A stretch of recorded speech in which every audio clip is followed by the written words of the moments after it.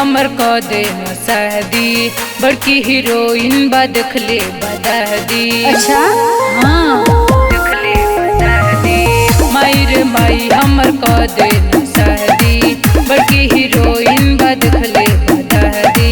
दिमाग खराब हो गइल बा तो। हमरा डैडी के मम्मी मना दे, ए मम्मी हई गोरकी से शादी करा दे, हई पतरकी से शादी करा दे, हई गोरकी से शादी करा दे, हई पतरकी से शादी करा दे। आपे ना होई।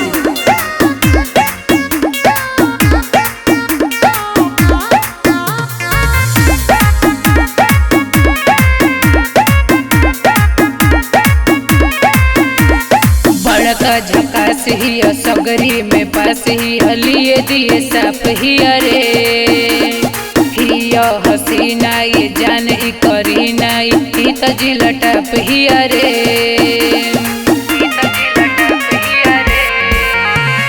बड़का झकास ही सगरी में पास ही लिए दिए साफ ही अरे हिया हसीना ये जान ही करी नाई ही तजिला टप ही अरे। असु लगनी में बैंड बजवा दे, ए मम्मी हई गुरकी से शादी करा दे, हई पतरकी से शादी करा दे, ए गुरकी से शादी करा दे, हई पतरकी से शादी करा दे।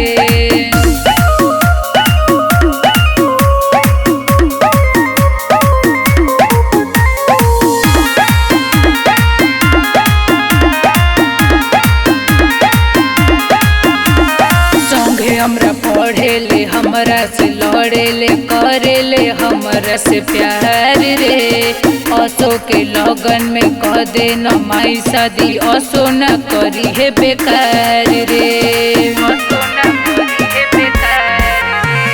संगे हमरा पढ़े ले हमरा से लड़े ले करे ले हमरा से प्यार रे। असो के लगन में कह दे न माई शादी, असो न करी है बेकार रे। असो लगनी में दुल्हा बनवा दे, हे मम्मी हई गुरकी से शादी करा दे, हई पतरकी से शादी करा दे, एही गुरकी से शादी करा दे, हई पतरकी से शादी करा दे।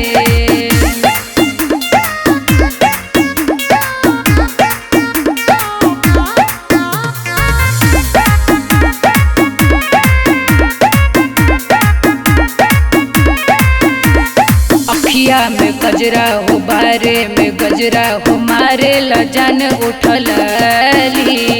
जिला टाप ही और सबका ही बाप ही विनोद जी के हौसली। अखिया में गजरा हो बारे में गजरा हो मारे ला जान उठली।